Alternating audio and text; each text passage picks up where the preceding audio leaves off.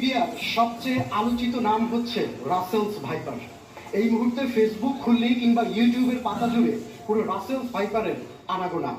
বর্তমানে বাংলাদেশের মানুষের কাছে একটি আতঙ্কের নাম হচ্ছে রাসেলস ভাইপার, এবং এ দিয়ে সবচেয়ে বেশি আলোচিত হচ্ছে রাসেল নামের যে সকল মানুষ আছে তাদের নামের সাথেও এখন যুক্ত হয়েছে রাসেল ভাইপার শব্দটি।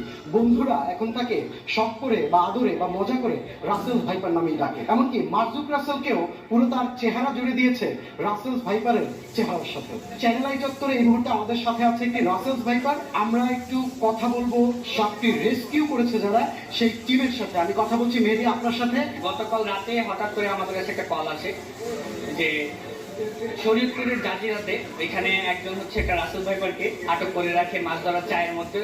তো সে হচ্ছে কোনোভাবে জানতে পারে যে সাপটিকে বিক্রি করা হবে, এবং কেউ যদি আটকে রাখে তাহলে হচ্ছে গুজবের মাধ্যমে